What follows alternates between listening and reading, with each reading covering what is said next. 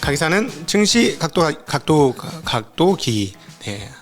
아이고. 네. 안녕하십니까. 증시 각도기 TV 시청자 여러분, 투자자 여러분, 도기마을 여러분, 청취자 여러분 모두 반갑습니다. 10월 5일 수요일 아침이 환하게 밝았습니다. 네. 비가 축적축적 내리는 아침이긴 한데요. 미국 시장 활활 불타서 끝났습니다. 이렇게까지 많이 오를 줄이야 라고 하는데 몇 가지 이유가 있겠죠. 안심이 됐어요. 안심이. 안심이 되니까 조금 이따 또 말씀드리겠습니다만, 근데 이제 본격적으로 안심이 되려면 누군가가 등장해야 돼. 누가 등장해야 돼요? 연준에 있어서의 비둘기파들이 등장을 해야 됩니다. 그러면 이제 랠리를 좀 더 확실하게 뽑을 것이고요. 아직까지는 비둘기보다는 그렇지 않은 사람들이 더 많기 때문에 그분들이 이제 몇 마디 얘기를 더 해버리면 조금 시장은 충격을 받을 수 있겠죠. 그럼에도 불구하고 지금부터는 제가 날라리 지표라고 얘기했던 페드와치가 상당히 중요합니다.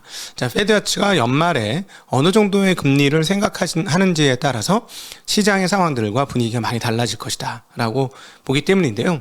자, 왜 그러냐면 바람을 넣은 애들이 좀 있었습니다. 이번에는 유엔입니다. 유엔이 미국의 과도한 금리 인상을 자제하는 권고를 하였습니다. 그리고 어제 오후 한국 마감에서도 말씀을 드렸습니다만 무슨 일이 있었나요? 호주 중앙은행이 금리를 올렸는데 베이비 스텝으로 금리를 올렸습니다. 예, 0.25% 금리를 올렸어요. 그러면서 이거 뭐야? 끝난 거야? 뭐 이런 분위기를 만들어 주었죠. 그러니까는 이미 금리를 세게 빠르게 올렸고 그다음 상황을 보면서 금리를 올리겠다 이런 얘기를 했기 때문에 이거 뭐야? 그러면은 쟤네만 그런 거 아니지 않을까? 라는 생각을 하게 만들어줬죠. 그러면서 야, 그러면 연준도 굳이 75bp까지? 지금 쟤네들 저렇게 하는데 이거 과한 건 누가 봐도 동네 개도 알잖아. 개한테 딱 물어보면 야, 연준 패드가 지금 좀 심한 거 같지 않니? 하고 걔가 물어보면 말말말 맞아요. 이렇게 하고 대답하고 지나가는 그 상황 아니니? 그렇죠. 이 보이는 위기를 일부러 만들까? 하는 그런 상황이었어요. 그리고 이제 결정타가 CS 크레디네오 스위스의 위기설이 있었죠. 그 다음에 주주들하고 CFO가 지금 만나고 있다. 주주들하고 만나는 이유는 뭐예요? 돈 좀 더 해달라는 얘기겠지. 지금 힘들어 죽겠으니까 잘못하면 자빠집니다. 주주 여러분의 돈이 다 먼지처럼 될 수 있으니 여기서 조금 더 넣으셔서 자금을 보존하고 향후를 대비하셨으면 좋겠습니다. 뭐 이런 얘기를 했겠죠.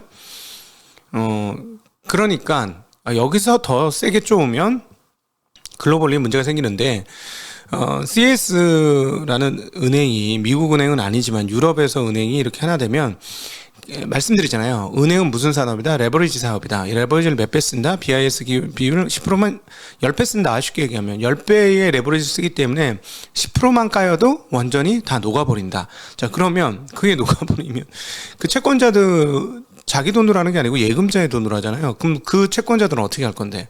일파만파가 나지. 하나만 자빠져도, 큰 은행이 하나만 자빠져도 일파만파가 되는 상황이죠. 그러다 보니까 유엔의 과도한 금리 인상 자제가 있었다라고 볼 수 있고, 그러니까 호주도 어느 정도 이 정도면 만족스러운 금리야. 중립금리 우리 왔어라고 분위기가 띄워지면서 0.25%밖에 금리를 안 올렸고요. 또 하나 마지막 결정타가 나왔었는데 구인구직 보고서 졸츠라고 하는 구인구직 보고서가 전월 대비 구직자가 뿅 훅 하고 줄어들었습니다.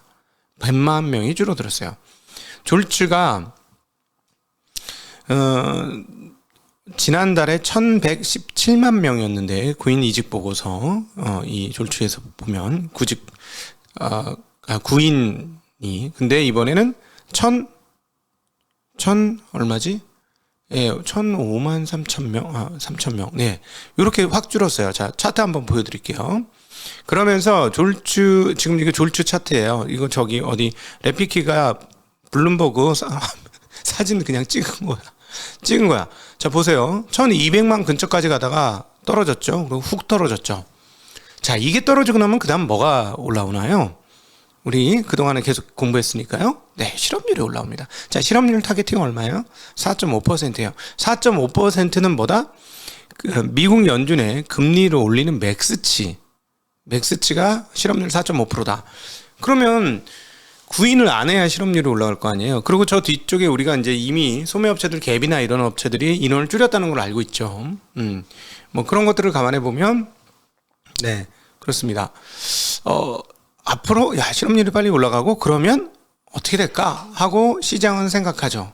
자, 혹시 패드워치를 CME 그룹에서 만드는 패드워치 시카고 선물거래소 거기서 하는 차트가 나와야 되는데 이게 아니고 네, 차트가 네, 나옵니다. 자, 나오죠. 자, 요거 말고 요 다음 거를 한번 봐야 돼요. 저 위쪽에 보면은 네, 그거를 보시면 저거는 이제 방금 전 거는 11월 FOMC 회의 때 생각을 하고 있는 것이고요. 지금 저것만 보는데 보이는 거 맞죠? 지금 보이죠? 네, 지금 안 보이나? 차트 안 보여요? 이거 인터넷으로 바로 연결하니까 좀 환장나네. 안 되네. 여기에 보면 지금 어떻게 나오냐면 그 기대값이 연말 FOMC 그 금리 기대값이 제일 높은 비중으로 425에서 450 bp가 나와요. 그러니까 4.25에서 4.50 bp가 나오고 그 다음에 그 33%는 400에서 425가 납니다. 4%에서 4.25%. 근데 11월 그 FOMC 기대값이 더 높아. 그런 상황인데 자, 요게 나오는데 자, 이제부터는 패드워치가 상당히 중요하다라는 말씀을 드리는데 저 중간값 있잖아요. 4.0에서 4.25%. 지금 저게 33%인데요. 저게 만약에 올라가면은 어떻게 되느냐? 그러면 덩달아서 11월과 12월에 있는 FOMC 회의에서 금리 인상 시장의 전망이라고 그랬어요. 점도표가 아니라 시장의 전망이 내려앉기 시작한다. 자, 그러면 계속 말씀드렸지만 이번에 그 저가를 새롭게 깬 이 사태가 왜 나타났느냐? 일단 연말과 내년 연초의 기준금리가 너무 높고 그리고 그것을 계속 유지하겠다라고 했고 그 발언을 지지해 줄 만한 인플레이션이 계속해서 유지되고 있었고 등등이 나오면서 인플레이션을 지지 요인들이 그래서 제가 이제 계속 렌트값 말씀드렸었는데 떨어질 것 같긴 한데 지금 당장 안 보이니까 시장이 붕괴가 됐던 것이죠. 자, 그런데 지금 미국은 뭐예요? 계속 말씀드리면 경기 너무 좋다. 뭐 이렇게 지표 나오는 거 보면 경기 너무 좋잖아요. 근데 어제도 그 제조업 PMI 구매관리자 지수 그거 말씀드렸잖아요. 유럽은 48, 47이 나오는데 미국은 52가 나온다. 유럽이 문제다 했는데 그래서 이번 블랙스완이 유럽일 가능성이 높다라는 생각도 했었고요. 근데 이번에 이제 유럽에서 문제가 생기자 유엔에서 권고를 했고 그런 것들이 투자자들의 심리를 안심시켜 준 것이죠. 그리고 근데 확실한 것은 비둘기들이 깨어나야 돼요. 어제 이제 전달을 못했습니다만 라파엘 보스틱 비둘기죠. 23년도에 투표권을 가지고 있는 이분이 제조기업의 미국 귀환은 효율성을 저하시키고 물가 상승 요인으로 작용 가능하다라는 정도의 이야기를 하셨습니다. 근데 이거는 기존의 지금 흐름의 얘기하고는 좀 다르죠. 그 팹4, 칩4라기보다도 팹4는 하는 이런 모든 것도 제조업을 부활시키겠다고 하는 건데 그러면 이 금리 인상이 더 높아진다라는 이야기를 금리 인상, 물가 상승이 더 높아진다라는 얘기를 한 것이죠. 기존의 이 흐름하고 조금 다른 얘기예요. 자, 이런 그 라파엘 보스틱 연은 총재 이런 분들이 자기 원래 가지고 있었던 비둘기적 성향대로 말을 조금 더 한다 시장에서 뭐 이런 식이 된다면 분위기가 달라지겠죠. 그러면서 패드워치의 전망도 바뀌어지고 저건 투자자들의 심리니까 저게 만약에 그러니까 지금처럼 4.25% 4.5% 이게 아니라 4% 내외로 분위기가 온다면 시장은 랠리를 하겠죠. 그러나 아직까지 완전하게 안심할 수 없는 이유 중에 하나는 여전히 연준 인사들이 아직까지 비둘기 모습을 제대로 보여주지는 못했다라는 거예요. 계속 매파적인 모습만 보여줬고요. 그런데 만약에 시장이 더 떨어지거나 휘청휘청 되거나 그리고 은행들이 휘청휘청 되면 연준 인사들 발언이 조금 이렇게 수그러질 거예요. 그거는 충분히 예상해 볼 수 있을 것이다 라고 보여주고요. 토마스 바킨 리치몬드 연은 총재가 어제 오후에도 말씀드렸지만 다시 한번 얘기를 해보죠. 물가가 둔화세에 접어들 때까지 긴축 정책이 이어갈 것. 자, 물가가 둔화세에 접어들면 자, 그 앞단의 구인이 꺾인 거죠. 네, 그러니까 그 다음에는 물가도 둔화되겠네 이 생각을 시장이 한 거고요. 연전에 굉장히 빠르게 긴축 정책을 운영한 것은 인정. 그러나 조금 더 그 강도를 높일 필요가 있다. 그리고 이거는 알죠 시장이. 근데 어느 정도 할 거냐가 문제인 거예요. 그 다음에 현재 정책 스탠스가 물가 수요 억제에 얼마나 큰 영향을 미치는지는 불명확. 물가 안정에는 시차가 있다. 당연하죠. 우리도 이제 이렇게 됐으니까 이제 7월 달부터 뭐 그때 케이스실러 주택가격이 좀 떨어질 것이고 연말 되면 확실히 떨어질 거야 뭐 이런 얘기를 했었죠. 다시 시차가 있으니까. 경기의 급격한 둔화 없이도 물가를 안정시킬 수 있을 것. 그다음 조기 금리 인하가 가장 큰 리스크. 미국이 구조적 물가 상승에 접어들었다는 판단은 시기상조. 달러와 강세는 유심히 모니터링 할 요인이지만 지금은 미국 경기 상황에 집중해야 할 때. 자, 요게 마지막 이 문장이 되게 중요합니다. 연준은 다른 나라 생각 안 할 거예요. 달러 is my currency고 problem is yours야. 이게 그 연준 과거 그 인사의 발언이죠. 이런 태도를 지금 가지고 있다라는 거. 그렇기 때문에 지금 일단은 심리가 좀 녹아들면서 그동안에 못했던 폭발적 상승을 했습니다. finbiz.com을 통해서 얼마나 폭발적인 상승을 했는지 한번 확인하고 넘어가도록 하죠. 어제하고 비슷한데 어제는 그 빨간 점이 오른쪽 위에 있었는데 오늘은 테슬라도 많이 올랐고요. 근데 테슬라 오름폭은 생각보다는 그렇게 크지는 않습니다. 왜냐면은 아크인베스트가 어제 그렇게 그 주가 많이 빠지는 상황에서 테슬라를 구매했다라고 얘기가 돌았는데요. 별로고요.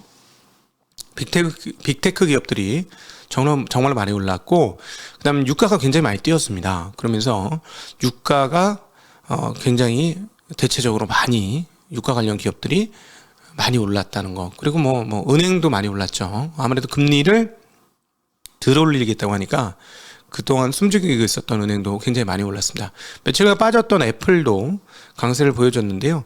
이 부분은 그 하단에 기업을 통해서 우리가 조금 더 확인할 수 있는 상황이 아닌가 싶습니다. 자, 그 폭스콘인가요? 폭스콘이 3분기 역대 최대 실적 달성이 예상된다는 뉴스가 키움 김지산 연구원을 통해서 나오고 있는데요. 아시다시피 폭스콘은 아이폰의 최대 조립 업체죠. 이 업체가 전월 대비 83%, 이건 중요하지 않아요. 네, 원래 3분기가 제일 세니까 전분기에서 83% 증가했고 전년 대비, 이건 중요하죠. 40%로 매출액이 는답니다. 그럼 폭스콘이 다른 회사 많이 하겠어? 애플이 대부분이겠죠? 그러니까 스마트 가전사업부, 여기가 이제 애플 조립하는 회사인데 이쪽이 굉장히 많이 늘었다는 겁니다. 그리고 특별히 고가인 아이폰 14 프로의 시리즈 강세가 긍정적이다.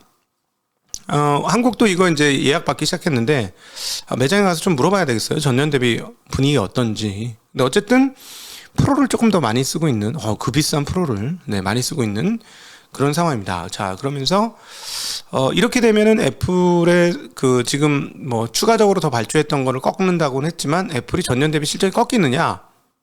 그건 아니겠다. 라고 볼 수 있는 거죠. 그건 아니겠다.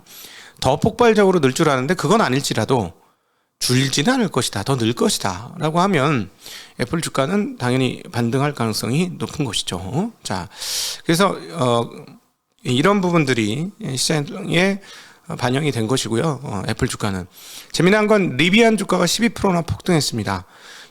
굉장히 그 생산에 어려움과 차질이 많다. 이런 뉴스들이 그동안에 리비안 관련 많았는데요. 22년 인도데스 가이던스를 유지한다고 발표했습니다. 그러니까 원래 예상한 만큼 생산할 수 있다라고 하면서 주가 12% 폭등했고요. 아크인베스트는 앞서 말씀드린 대로 테슬라 매수를 했다는 소식이 전해집니다. 그것보다 더 특징적인 건 트위터가 폭등을 했는데요. 무려 222%나 폭등을 했습니다. 머스크가 440억 달러에 트위터를 인수하겠다고 서한을 발송했다고 합니다. 법원에 들어갔는데 이기기가 좀 어려운 것 같아요. 그러니까 그렇게 다시 이야기를 하는 것 같고, 이 점이 테슬라의 상승을 조금 누른 거 아닌가 하는 생각도 일부 들게 했습니다. 어쨌든 트위터는 22%나 폭등하는 모습을 보여주었고요. 그다음에 이제 그 다른 내용들을 한번 살펴보면 총 자동차 판매량이 나왔는데 9월 달이 8월 달에는 278만 대, 9월 달은 290만 대 더 늘었습니다. 자동차 판매는 상당히 좋은 상황이고 그동안에 적차가 많았다는 걸 다시 한번 확인할 수 있는 대목이 되겠고요. 공장 수주는 8월 대비 0.0%로 늘지 않았습니다. 이전에는 1.0% 줄었었고요.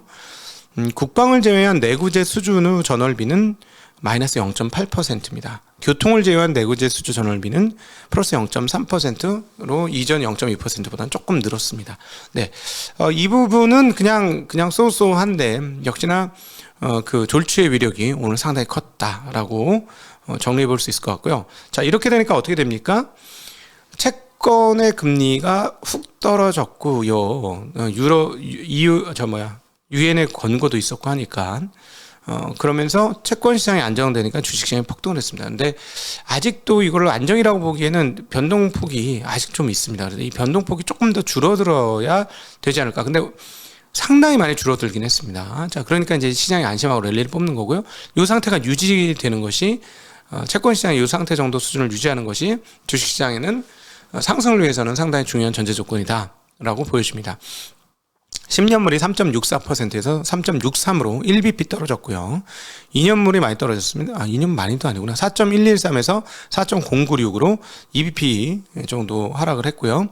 30년물은 3.67에서 3.70으로 오히려 소폭 올랐고 5년물은 3.881에서 3.853으로 이렇게 금리가 소폭 떨어지는 양상 보여줬습니다. 반면에 지금 오늘 있잖아요. 그 증산 회의, 오펙 플러스 회의가 있는데 200만 배럴 감산 얘기가 돌고 있습니다. 그래서 WTI, 브렌트 모두 상당히 큰 폭으로 올랐습니다. 어제 83달러였던 게 86.3달러로 올랐고요. 브렌트 88.7이 91.5로 올랐습니다. 원자재 가격은 모두 올랐는데요. 금값이 1707에서 1734, 구리도 7550에서 7677, 가솔린도 2.52에서 2.66으로, 비트코인도 19,000에서 2만으로 많이 올랐고, 하나, 유럽 천연가스 가격이 넥라인을 깨고 있습니다. 169에서 161로 가격이 상당히 떨어지고 있다는 점, 신기하죠. 겨울이 오고 있는데. 네. 그러면서 이제 심리도는 조금 회복되고 있습니다. 자, 다시 한번 심리도 볼까요? 이거는 그것 때문에 봐야죠. 역시 익스트림 피어는 매수하기 좋은 시점이다라는 거 다시 한번 확인해 주죠. 그렇죠? 네, 익스트림 피어 구간에서 물론 조금 더 떨어질 수도 있을 것 같이 보였는데 그좀 15까지 떨어진 게 이제 30으로 올라왔습니다. 계속해서 더 올라가면 뉴트럴 정도 되면 매수하기 좋은 시점은 아닐 것이다 라는 점 다시 한번 상기해 보도록 하겠습니다. 일반인들의 심리는 일반인들뿐만 아니라 전문가들도 마찬가지인데 사람의 심리는 금융시장에 맞지 않다라는 거 다시 한번 꼭 기억하시면 좋을 것 같습니다. 긴 시간 함께 해주셔서 진심으로 감사합니다. 안녕.